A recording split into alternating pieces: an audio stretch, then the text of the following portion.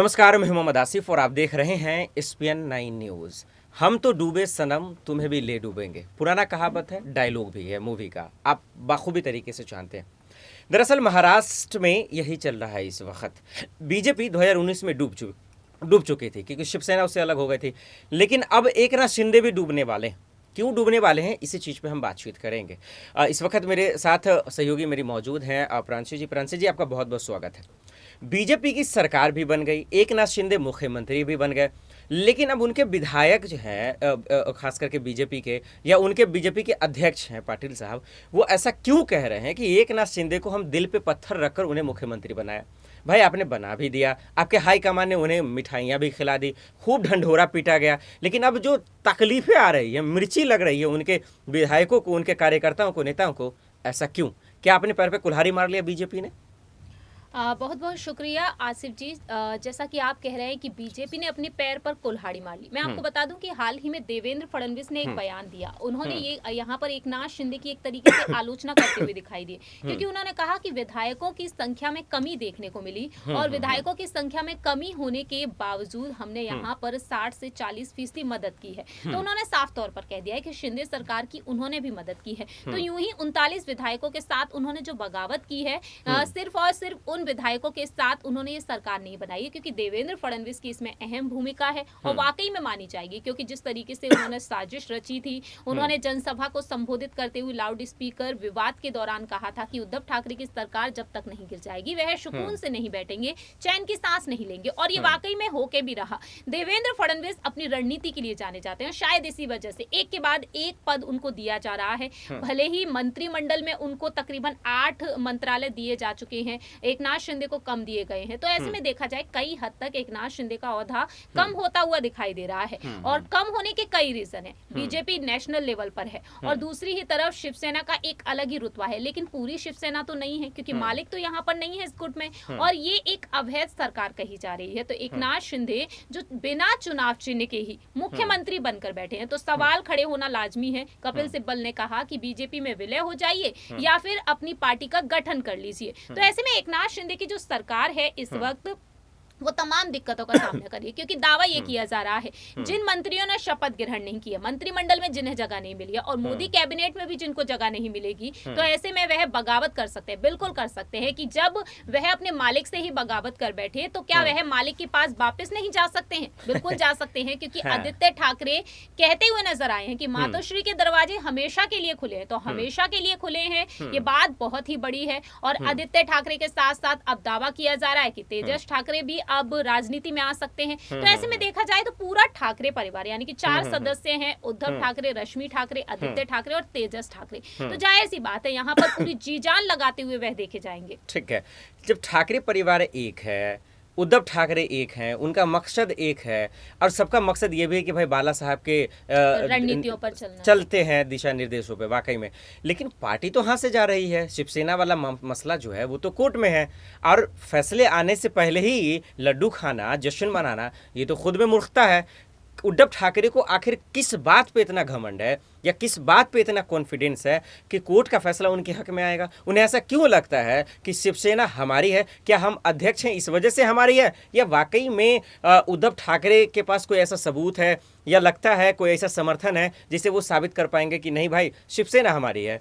देखिए, उद्धव ठाकरे की जिस तरीके से आपने बात की, सबसे बड़ी बात तो यहाँ पर गर्व की यही है कि उनके पिता ने इस पार्टी को स्थापित किया था, बाला साहेब ठाकरे जी ने इस पार्टी को स्थापित किया। लेकिन उनके गुजर जाने के बाद उन्होंने कई यहाँ पर रणनीतियों पर काम किया, लेकिन छवि देखने को मिली थी मनसे प्रमुख राज ठाकरे में, हालांकि वह शिवसेना से अलग हो गए। अगर आसिफ जी बात की जाए यहाँ पर पार्टी पर रोब जमाने का, तो यहाँ पर पूरी तरीके से राज ठाकरे भी इस पार्टी में वापसी कर सकते हैं, क्योंकि राज ठाकरे में तो लोगों को हिंदुत्व नजर आता है, छवि नजर आती है, तो इस पार्टी पर तो उनका भी हक बनता है। लेकिन बेटे होने के नाते उद्धव ठाकरे को यहाँ पर कई चीजें मिली हैं। उत्तराधिकारी के तौर पर वह मुखपत्र स्थापना के संपादक भी बने, बाद में मुख्यमंत्री बने, बाद में उनकी पत्नी को संपादक के तौर पर देखा गया, लेकिन एक बार फिर से वह संपादक बन चुके हैं अपनी मुखपत्र स्थापना के। तो ऐसे में देखा जाए उद्धव ठाकरे को यहाँ पर पूरी तरीके से गर्व होगा अपनी पार्टी पर। जाहिर सी बात है, विरासत में उनको एक पार्टी मिली है जिसका महाराष्ट्र में अलग ही नाम और रुतबा है, और उसको लेकर इस वक्त काफी गहमा गहमी देखने को।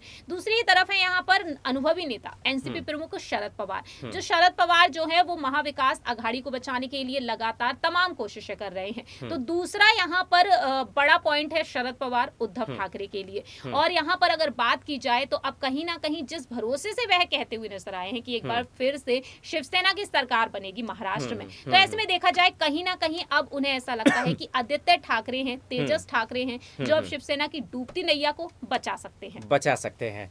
लेकिन क्या बीजेपी सीएम चेहरा को बचा पाएंगे? क्या बीजेपी एकनाथ शिंदे को टेम्प्रोरी यानी कि मौजूदा हालात को देखते हुए उन्होंने अपनी राजनीति रोटियां सेकने की कोशिश करने के चक्कर में सीएम तो बना दिया, लेकिन आगामी विधानसभा चुनाव में क्या होगा बीजेपी का? क्या एकनाथ शिंदे के चेहरे पर ही चुनाव लड़ेंगे? क्या ये पॉसिबल है? क्या बीजेपी को लगता है कि उनको साथ लेकर चलेंगे? क्या देवेंद्र फडणवीस खुद, क्योंकि अंदर ही अंदर बात तो हो चुका है, सबको पता है कि वो उप मुख्यमंत्री का चेहरा नहीं होंगे अगले विधानसभा चुनाव में, क्या आपको लगता है कि एकनाथ शिंदे को साथ लेकर चलेंगे, या फिर यूज एंड थ्रो वाला खेल चलेगा, इस्तेमाल किया लात मार देंगे चुनाव के वक्त, तब एकनाथ शिंदे का क्या होगा? देखिए, आपने जिस तरीके से कहा आने वाले चुनाव, तो एकनाथ शिंदे ने जिस तरीके से कहा कि 2.5 साल का कार्यकाल है, पूरा करके दिखाएंगे और आने वाले जितने भी चुनाव है उसमें भी जीत हासिल करेंगे। तो ये तो आसिफ जी साफ तौर पर नजर आ रहा है कि आने वाले चुनाव में बीजेपी और शिंदे की सरकार जीत हासिल करेगी, ये पक्का दिख रहा है। क्योंकि एक करके आपको बता दें आगे जितने भी चुनाव है बीएमसी हैं जिस तरीके से, और आगे जिस तरीके से देखने को मिल रहा है कि सीएम के चुनाव, मुख्यमंत्री को लेकर जैसे विधानसभा चुनाव जो होंगे उनको लेकर देवेंद्र फडणवीस का नाम आज भी टॉप पर है। एकनाथ शिंदे अगर अपने गुट के लिए अपनी पार्टी का यहाँ पर गठन नहीं करते हैं तो एकनाथ शिंदे के लिए सबसे बड़ी चुनौती यही बनती है। दूसरी ही तरफ बीजेपी ने जिस तरीके से पहले से ही अपना औहदा ऊंचा रखा है, बिहार में हम सभी ने देखा, उत्तर प्रदेश में भी हम सभी ने देखा है, तो बीजेपी हर जगह पर अपनी पार्टी को स्थापित करने के लिए जी जान लगा देती है। और यहाँ पर देवेंद्र फडणवीस को उन्होंने कई बड़े ऊंचे औहदे दे रखे हैं। उन्हें डिप्टी सीएम तो बनाया गया, लेकिन उन्होंने चुपचाप इस पद को स्वीकार किया, जिसका नतीजा हमने अब देख लिया। संसदीय बोर्ड की जो बैठक हुई, चुनाव कार्य समिति की बैठक में उनको जगह मिल गई। तो ऐसे में देखा जाए तो डिप्टी सीएम अभी भले ही वह हैं, लेकिन आगे सीएम जो बनाए जा सकते हैं, एक बार फिर से देवेंद्र फडणवीस को बनाया जा सकता है। लेकिन एकनाथ शिंदे को लेकर जैसा कि आपने कहा, एकनाथ शिंदे को अगर बीजेपी से काफी ज्यादा यहाँ पर ऐसा महसूस हुआ कि उनका औहदा छोटा करने की कोशिश की जा रही है, तो एकनाथ शिंदे को वक्त नहीं लगेगा बीजेपी से गठबंधन तोड़ने में। बिल्कुल। चलिए एक आखिरी सवाल की ओर रुख कर रहे हैं, और बहुत दिलचस्प होगा आगामी विधानसभा चुनाव, क्योंकि बीजेपी में सीएम चेहरा को लेकर मारामारी होगा और शिवसेना को लेकर अभी तो कोर्ट में चल ही रहा है। फैसला क्या आता है उस पर लोगों की निगाहें रहेंगी। एक आखिरी सवाल, उद्धव ठाकरे का क्या रोल अदा होगा अगर उद्धव ठाकरे जीत जाते हैं? शरद पवार उनके साथ हैं, शिवसेना उनके साथ है, कांग्रेस उनके साथ है, अगर इन्हें बहुमत आ जाती है, फिर एकनाथ शिंदे का क्या होगा और फिर बीजेपी का रुख क्या होगा? क्या ये बात सही साबित हो जाएगी उद्धव ठाकरे ठीक थे, सरकार ठीक चला रहे थे, सीएम के लिए दावेदार ठीक थे, जनता उनको पसंद कर रही थी? क्या ये तमाम सवालों का जवाब जीत के साथ ही साथ उद्धव ठाकरे दे देंगे? और क्या लगता है कि उद्धव का जो गठबंधन है क्या वो जीत पाएगा आगामी विधानसभा चुनाव में? देखिए, जैसा कि आपने कहा कि अगर उद्धव की जीत होती है, फिलहाल तो देखा जाए ऐसे कोई चांसेस नहीं दिख रहे हैं, लेकिन दूसरी तरफ अगर जीत हासिल करते हैं उद्धव, तो जाहिर सी बात है बीजेपी उनको जीतने के लिए यहाँ पर कुछ करने तो नहीं देने वाली है, क्योंकि बीजेपी ने ऐसे तैसे करके तो एक बार फिर से अपनी समर्थन से सरकार बना ली है महाराष्ट्र में। तो ऐसे में अगर उद्धव ठाकरे जीत हासिल भी कर लेते हैं तो जाहिर सी बात है महाराष्ट्र में हमें एक नई सरकार देखने को मिल सकती है। सीएम का जो चेहरा होगा वो कुछ अलग हो सकता है, शायद उनके बेटे हो, क्योंकि रश्मि ठाकरे अपने बेटे को चाहती है मुख्यमंत्री बनते हुए देखना। लेकिन दूसरी ही तरफ यहाँ पर शरद पवार हैं